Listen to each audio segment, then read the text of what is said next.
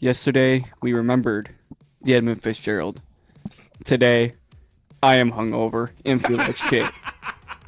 Well, welcome to the Mittcast. Yeah, I feel that, buddy. I feel that. Samuel has not fared well, much like the Edmund Fitzgerald. Yeah. Yeah, we lost someone. So Ted's taking over again today. He is not nearly as U of M knowledgeable, but he'll work. Yeah. Anywho, let's talk about the Red Wings for about 4 seconds, because this is going to get summed up in 2 words. Hot Garbo. Fucking embarrassing. Dodge it.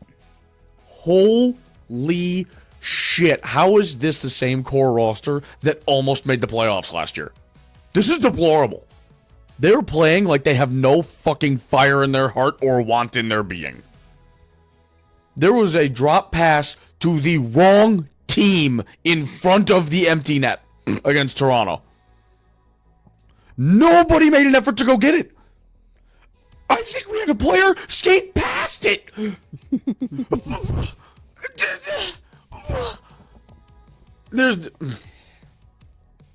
Right now there is no defending them. Are we only slightly below 500? Yes. Has it been an absolute shithouse getting there? Absolutely. 3 games we have to talk about. Starting Wednesday, the 6th, excuse me, in Chicago. It was a well-rounded game. Chicago is hot dog shit. I mean, we had 734 billion shots, and Peter Mrazek was the only good thing going for him. Like, that game could have easily been 6 or 7-1 instead of 4-1, but a W is a W, you move on. You had Kane embarrassing Connor Bedard in his home arena and then getting Bedard to trip him. That was my favorite from that game. Moving on to Friday against Toronto. I already had a bad feeling going into this one because Toronto had just beaten the absolute shit out of Boston 4-0 and then came in and made us look like children. Without Austin Matthews. Tough. It's just so many things that need to be cleaned up that you would think are simple. How would you describe that loss? Belt to ass. Knew it was coming. Thank you. Then immediately turning around after an embarrassing loss to Toronto, another loss to New York, the Rangers. First of all, how did we end up with them 3 times to start the year in the first, 4 or 5 weeks? How the fuck do we have the Rangers 3 times? Don't worry about it. The Steelers get to play all their divisional opponents in the last half of the year, so That is tough. scheduling just don't make sense across all sports.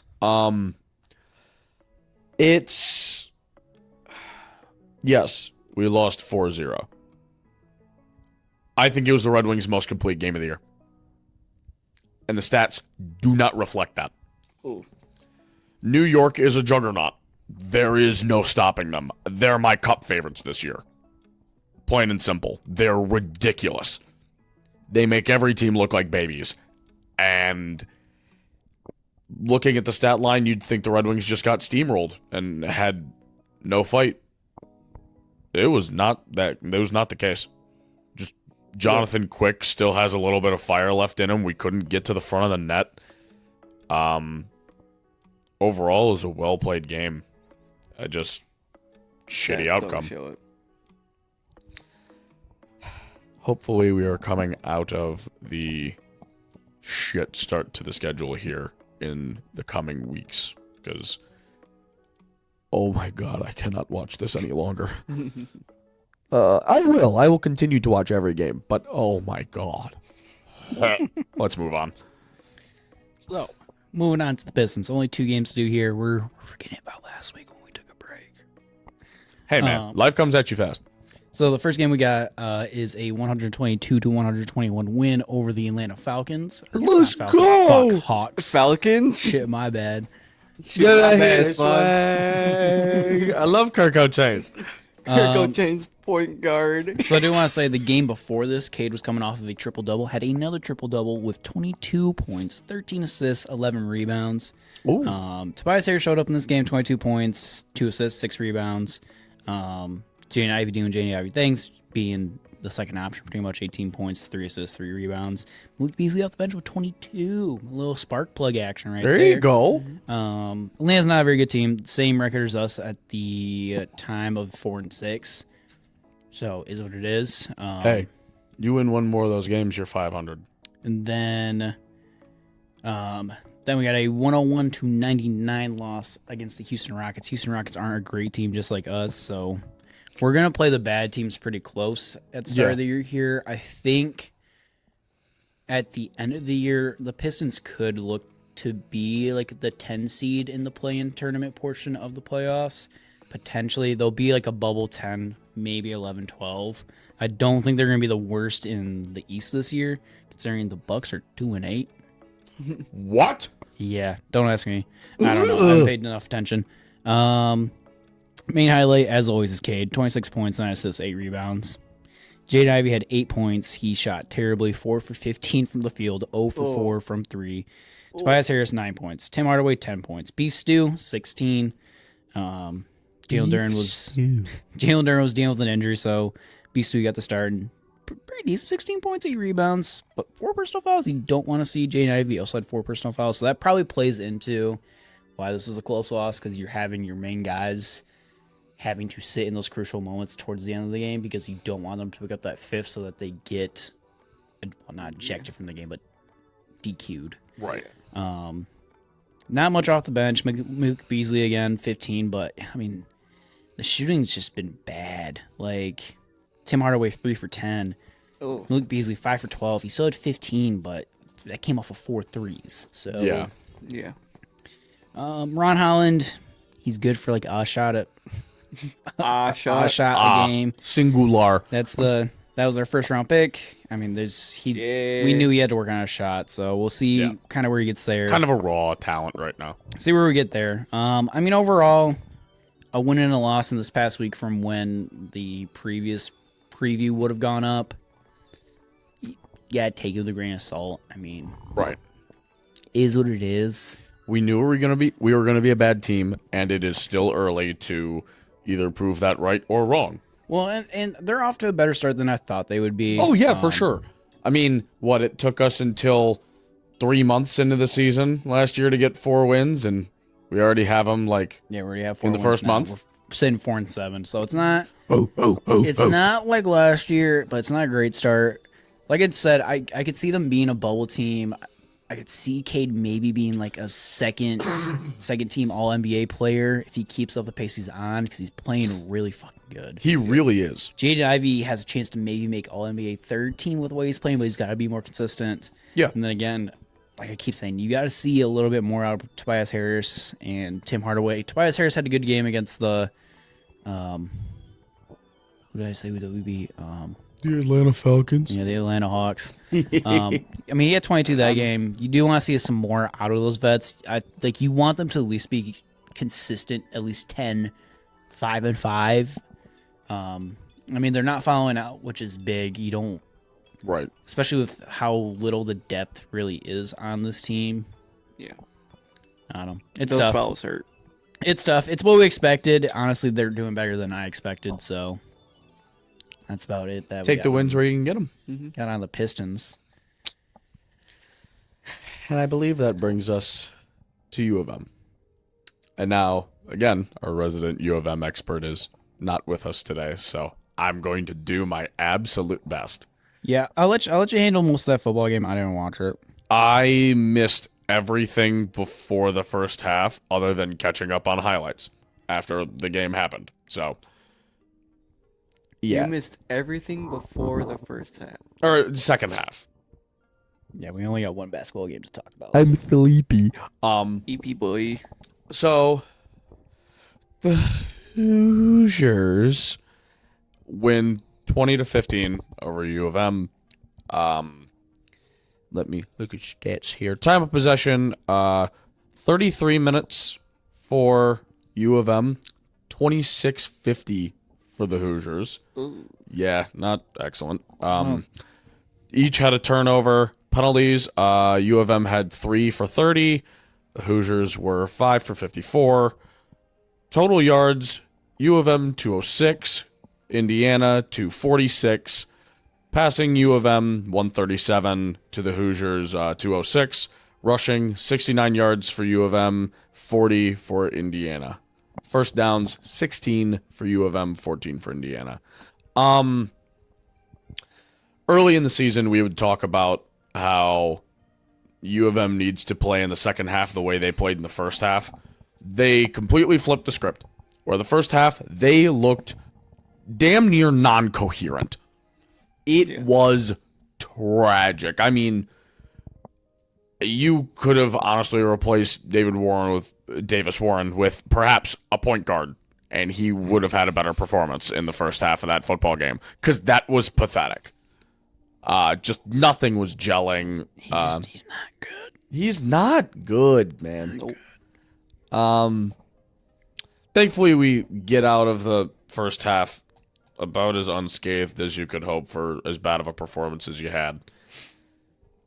And all of a sudden, it gets turned up, and you've got a chance to tie it, and like it's fucking competitive for a minute.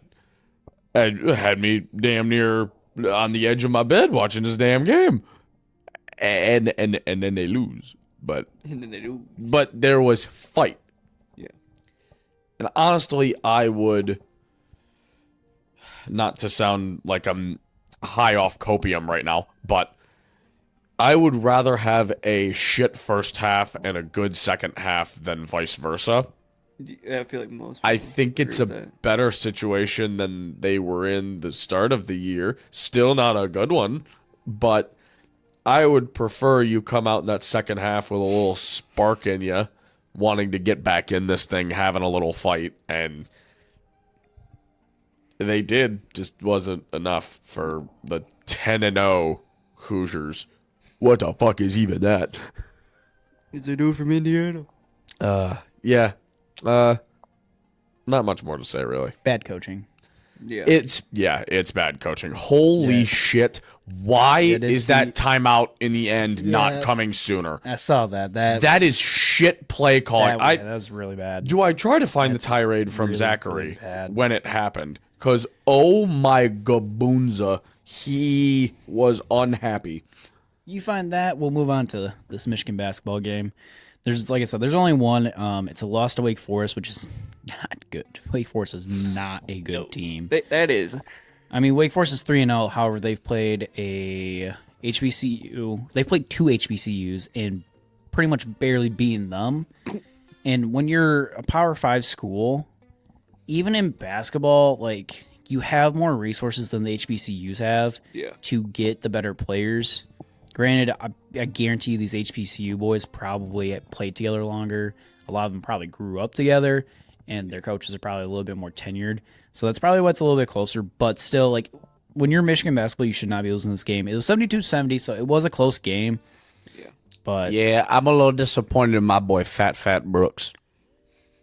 I don't know. Literally 3 minutes. Yeah, that is the name of one of their players is Phat Brooks. Yeah, I'm not super familiar with this team. They had a 101-53 win over Cleveland State, and all of their Twitter blew up about it.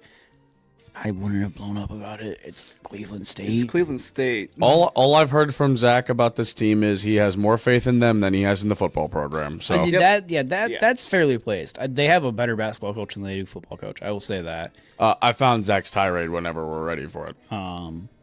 Go ahead.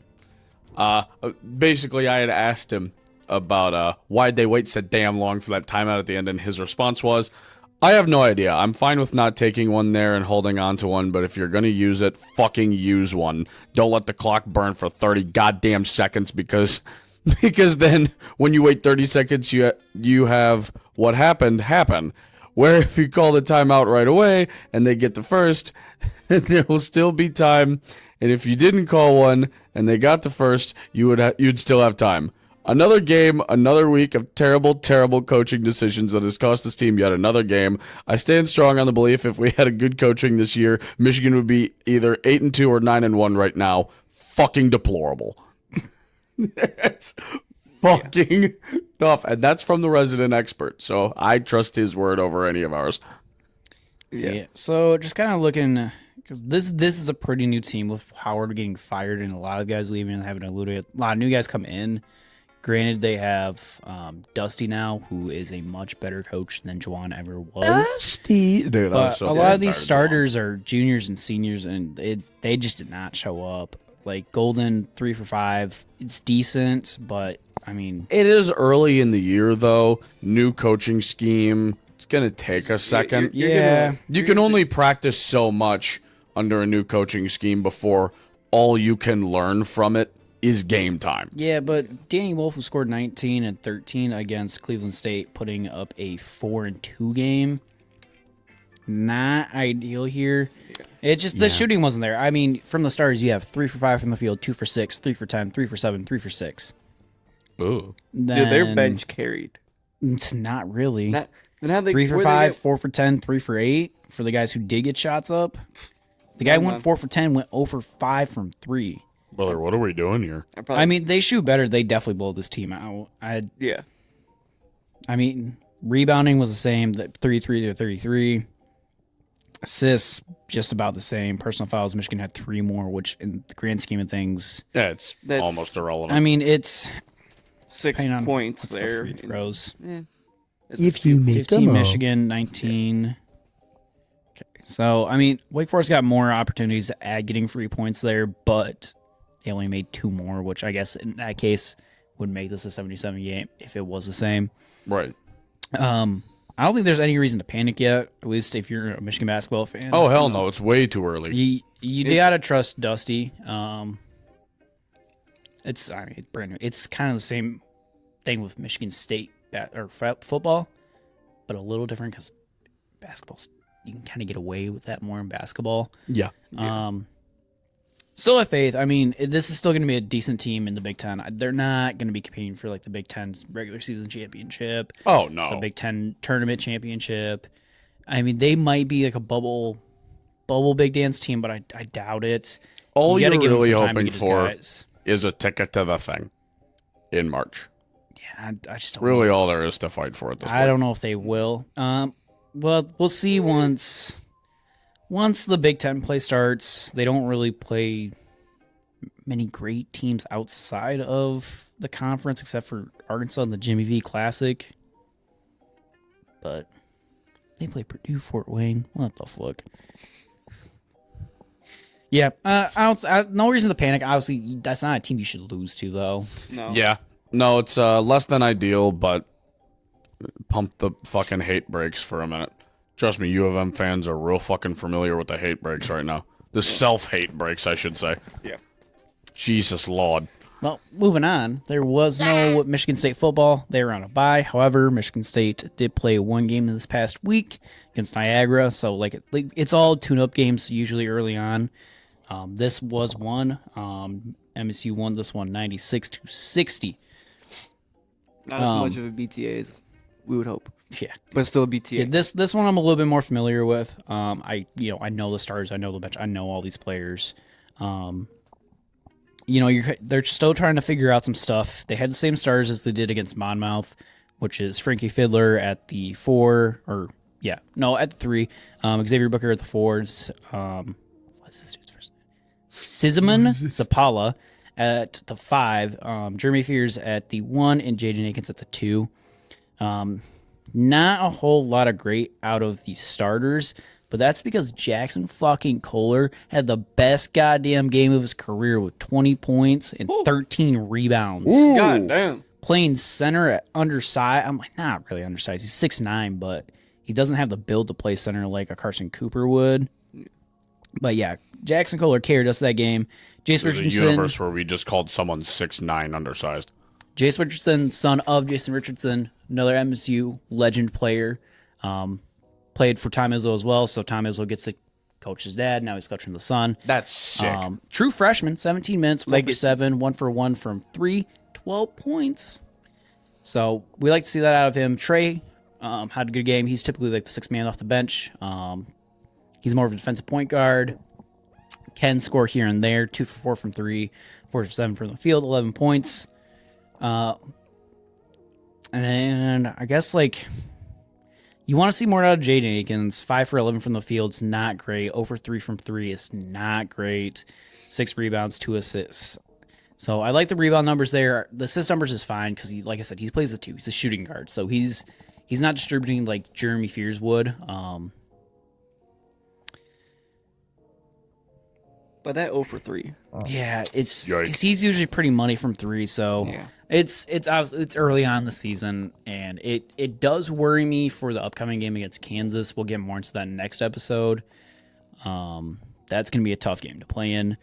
Jeremy Fears though, coming off of a season-ending gunshot wound when he went back home to hang out with some friends. I beg your absolutist pardon. Yeah, yep. Last year was his true freshman year.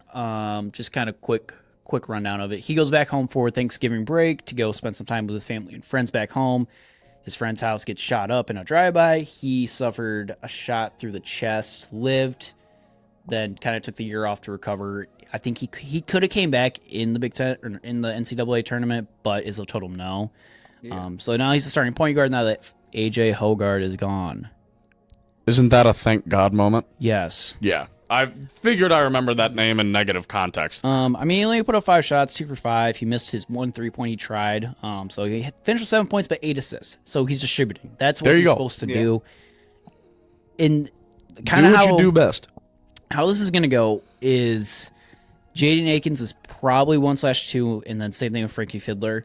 Frankie Fiddler came from, I believe he was at Omaha before, and he was a consistent 20 points per game player for the last 3 years for them. So we want to see more out of him. He only had 11 this game. Like I said, it's a shooting thing. They got to get better at shooting. Xavier Booker, former 5-star. I think he was like number 5 prospect in the nation a year ago. Definitely something you want to see more out of him. He only had 7, 3 for 7 as well, 1 for 3 from 3. A lot of it is just shooting, and that's something Izzo can fix. I mean, Izzo's one of the greatest coaches of all time. He's in the Basketball Hall of Fame already while still coaching. That is absurd, by the way. Living saint. He's finally kind of caught up to the times to where he's going for the more modern center, and that's kind of what Szyman Zapala really is. And I swear to God, that is his name. I will spell it out for you. This is Szyman. Szymon. I think that's how it's That's pronounced. spicy. I didn't watch the past 2 games because the first one was on Big Ten Plus, and I'm not paying for Big Ten Plus. No, fuck no. And then I don't know what I was doing during this Niagara game. I mean, obviously, it's a good solid win. Simon. You see a lot of good depth on the bench. The Z is silent, Bubba. The Z is Simon. That's what I almost just said. Holy shit. No, it's Simon. The S is silent. I personally want to kind of see more out of Cohen Carr. I mean, he played 20 minutes. Like, he played the most minutes off the bench. Only had 6 points. I mean, he's not a shooter. He is just... The athleticism on this dude is insane. I will show you guys his high school dunk highlight tape. The vertical, the speed, the explosion this kid has is fucking nutty. So he did throw down a nice slam in this game. I do remember that. And he's good for those breakaways where if like Jeremy Fears or Jaden Akins can steal the ball from whoever's running the point at the time and just pass it up the floor to him, it's they move out of his way or you're getting nuts in your face. Pretty much. That's hot. Thing I've kind of dragged on here. There's not much. I mean, shout out Nick Sanders, son of Barry Sanders, getting in for 2 minutes. There you go. Yeah. Because there was no football to talk about, it does deserve a small mention. Friday night, MSU hockey beat Ohio State 4-2. Get fucked! I figured because it was Ohio State, it was worth mentioning. Fuck Ohio. Fuck the Buckeyes. Apparently, MSU's hockey program is fucking depth central right now. There aren't any like standout stars, but holy shit, they've got like a billion guys. Like, I need to do more actual research so I can talk about them on the Isn't that podcast what because we had last year? Kind of. I mean, we had but the you had stars. bigger guys like you had Artyom Levshinov on the back. Like you had guys on that team, and I'm sure they still have a couple that are kind of stand out. But it looks like MSU's hockey identity this year is going to be just run down a motherfucker's throat for 60 minutes. Motherfucker's face. Let's go. Our first line is good, and our third line is good enough to be our first line. So hold that. You see this? You see this? It's my nuts. Hold that. See this? Hold that. It's an L. Hold this. So I guess moving on, there are no buy sells, there are no spotlight games because we did kind of skip out last week. Hey man, mental health weeks are important. Stay safe out there. We'll move into the Lions, which what a doozy of a game that was. I would poke fun at this team keeping me up as late as they did on a Sunday night, but god damn it, every second was worth it after, the fifth interception. Yeah, well, let's get into that. Oh god. So- the Jared goofball edits are gonna go crazy. So Detroit survives Houston 26-23 in Houston to move on to 8-1 on the season. Detroit 19 first downs to Houston 16. Third down efficiency, Detroit 7 for 12, Houston 6 for 15. No team went for it on fourth down. Really? Yeah. 'cause That does anytime not we were surprise fourth me. and down, Um, fourth and down. Total yards, Detroit 345, Houston 248. Passing yards for Detroit 240, Houston 192. Rushing yards 105 for Detroit, 56 for Houston. Get into the turnovers. Goff threw 5 fucking picks. CJ Stroud threw 2 fucking picks. However, it is good to know Goff did not get sacked once this game, and we were able to get 4 sacks in with no Hutch and then no Zadarius Smith as well. That poses well. I saw Zadarius was coaching guys on the sideline. Yeah. He said as soon as he did that coaching, that's when the 4 sacks came. So There you go. I'm loving the dude. He's embracing Detroit, and I love it. He looks so happy to be here. Penalties. Shitty ass franchise. Your city smelled like poop, Bubba. Welcome to Detroit. Detroit 4 penalties for 61 yards. Houston 4 for 30. And then time of possession, Detroit 27 minutes and 32 seconds. Houston 32-28. So kind of looking at all the numbers, if you're a box score watcher, this makes sense to you. However, in the It way didn't that feel we like won it. this game, It didn't feel like it. yeah, I mean, we shut them out second half. They scored their 23 in the first half, and then nothing the rest of the way. So I think it needs to be said before we move forward. The 5 picks. 2 absolute goofball tip drills that could have Yeah. gone any particular way Yeah. and just happened to find a Texan's hands first. Yeah, The Hail Mary at the end of the first half, which fucking throwaway stat. Cool. Nothing burger. We wanted points. We didn't get them. Wah, wah. Let's move on. And even though they announced it, like Mike Treso and Colin Collinsworth, Collinsworth and Treso were saying the same thing. Like, we don't, like, why that shouldn't count as an interception. Yeah. Like the It's NBA, the NBA is testing out a rule right now in the G League where it's the heave zone. So within the last 2 seconds of a quarter, if you heave it up from I think it's 5-10 feet from the 3-point line. no fuck half court, yeah, from half court, then it doesn't count as a shot on your record because a lot of guys won't do it because of that, which is fucking dumb. That is dumb. But it should be Stop the being a same. stat pattern, you little bitch. It should be the same thing. Like if they brought it back for a touchdown on that Hail Mary attempt, Obviously. Yeah. count it. But he went down immediately. It was the end of the half. They all went to the locker room afterward. Just don't count it, man. It's Whatever. an arm punt. Yeah. Yeah. But the 2 interceptions in the second half were completely on Jared Goff. That's yeah, unacceptable. that was just dumb mistakes, and I think he was in his head. It might have been, but I mean, you are a quarterback in the NFL. It's a whole new half. I'm not. I don't want to sound like a dick, but fucking cut it out. Yeah, I'm not very happy with him right now. Like I was saying last night, I hate to admit it because I do love Jared Goff, but he really is a system quarterback. They took away the run game for the most part. So that took away the play actions, and he does not survive as a drop back QB. He needs to have the play action. He needs them to be respecting the run. it sucks. It sucks because he threw away his fucking MVP that night. He's no longer an MVP. He Absolutely will not. not get back in there. Nope. Unless he goes on another historical run for the rest of the season and keeps it that way. And He even cannot then, throw I a don't think single they'll pick. give it to him. He cannot throw a single pick. He has to average like 250, 275 yards a game, like 3 touchdowns a game now to catch up to I think he's done. anybody. Yeah, I think it's over. And It was fun while sucks. it lasted in hypothetical land. Yeah, it sucks. And I'm not very happy with him. He needs to clean it up. And luckily, we have an easy stretch coming on. Easier. It's still the NFL. Yeah. It's the Jags. Talk about some positives, though. Carlton Davis? Boy, howdy. a Wasn't that our baller. first interception from a corner this year? Yes, And he had a fucking pair? Mm-hmm. God, good for him, dude. Yep, because Nowoski was the only one, before this game, was the only one to get a pick that wasn't a named safety. Brian Branch or Kirby Joseph. Yeah. Just, dude. Yeah, And Carlton has fought his fucking ass off all year. He is constantly in the thick of it, getting in people's faces, getting in the muck, getting his arms in shit. I love him. He fucking deserved that last night.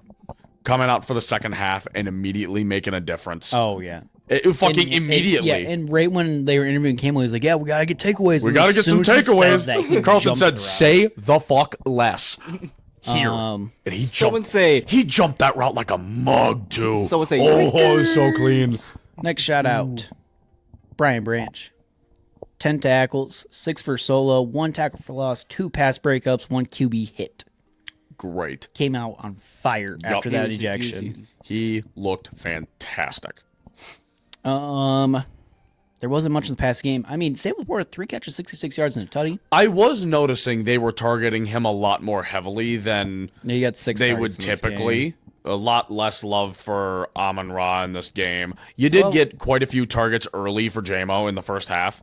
Lots of early I JMO mean, targets, and he towards- did well. Towards the end, Amon-Ra finally got involved. It was literally after I said, why are we not involving Amon-Ra? Yep. 8 You like targets. spoke it into existence. Yeah, 8 targets, 6 catches for 60 yards and a touchdown. Yep. JMO 5 targets for 3 catches, 53 yards, and one of those targets was one of the picks. Yep. And then another one could have been a pick. JMO had to play a little defense there. Yep. So And he did well. I was happy with the receivers for the most part. Yeah. Gibby, 19 carries for 71 yards. It kind of seems like Monty's slowing down a little. You couldn't expect him to keep that pace forever. That's why you have 2 talented running backs. Yeah, which Monty wasn't going to do all the fine. heavy lifting forever with Gibby as his complement. it's Now that's the time of the year where Gibby can step up as RB1 for a little bit, give Monty a little bit of rest. yeah, going into the It's called the playoffs. Sonic franchise for a reason, not the Devils franchise. Oh, that's why you carry 2 running backs, 2 Yep. good running backs. Like exactly. Yeah. You only have one good one, unless your name is fucking Derrick Henry. that. However, the biggest shout out to Mr. We bring the boom. That's what we do. Motherfucking Bates, baby. Mr. First field goal Automatic. attempt from 58. Probably about 6 inches from that right upright. Oh, Yeah. oh, the flag moving as the ball passed. Oh, 52-yard game winner. Literally kissed that left upright. yep. And I don't know if you guys noticed how fucking high up that was. That was probably good from 70. Might have just been. I mean, it probably stood. It That probably would have had been wide this- because it's from longer. But Well, yeah, but the distance would have been there. Also, I don't think we complimented Aaron Glenn as a whole. oh yeah, Brother, master class of a game. Unfortunately, he's probably going to leave after this year and get a head coaching job. I he wouldn't be deserves- surprised. He deserves it. Yeah. I was in a group chat earlier on Discord. We were talking about football, and someone said something about Jake Bates getting those kicks. He was wide for whatever reason. I was like, nah, he was just scaring us. Like, he knew that they were going to make it. He was just scaring. He was us a keeping little the bit. heart rate up. Yeah, keeping And the heart really, rate up. did you expect your the kid bubble from tight. Houston to not fucking sink that? Come on. Yeah, he is 12 for 12 on field goals for the year. Completely perfect, and he's only missed 1 extra point. Mr. Belt Belt And that was early. He missed that first. It was like Yeah, it week was 2 or really- week 3. Yeah, one of the first few games. But yeah, big shout out to Mr. Jake. Bates. Automatic. That is the second game he's clinched for us this year in fucking tight contest. Yeah, dude's got a howitzer on his leg. Brother. He is a belt-fed machine gun, automatic. Yeah, we have not had this since Matt Prater, and thank fucking God we have it again. Once again, I reissue. Would you rather have Big Dick Prater or Master Bader? I'd rather have Masturbator. There you go. Masturbator. I'm happy with that. No, I mean, the offense wasn't bad. It's just a bad game from golf. Well, the Texans have a really good defense. They do. DeMeco Ryans is one of the greatest defensive minds in the NFL right now. And that's because he was a really good player for the 49ers. Like, I know you guys were into football then. He was good. He was good. Like, not like Patrick Willis or Navarro Bowman on Not the like 49ers type Patrick good, Mahomes. but he was good. And then Shanahan kind of kept him into the system. He made his way up, was defensive coordinator there, and then rightfully got the job in Houston. Bro deserves it. He is amazing, and he did a great job of shutting down our offense in that first half. Yeah. But I will say, there's one thing that this team has that none of the other 31 in the league do. The power of friendship? No, and that's fucking grit. They found a fucking way to win. I'm sorry, D'Amico. I love you. I like the Texans. That's a great team. Great team. They have a great team. future. Fantastic. But you don't got the fucking heart or the grit like us or the fight. I think that's a good place to end it off there. Sure fucking is. Quick reminder here. We're doing some shorter episodes. You know, trying to keep it around that 30-minute mark, 35-minute mark. Maybe also cramming a little bit more, like we talked about college basketball today. Yeah, kind of going a little bit more rapid fire right off kind of the dome. Yeah. See how that works. You know, still trying new things. We're growing. We're finding ourselves. Give us suggestions. Yeah. Leave Let a us know comment. what you think of the content. Yeah, let us know in the comments.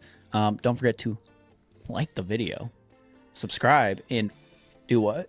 Hit the bell. You heard the man. This is the Mittcast, and we'll see you next time. Yeah. You know, you could have chipped in a little.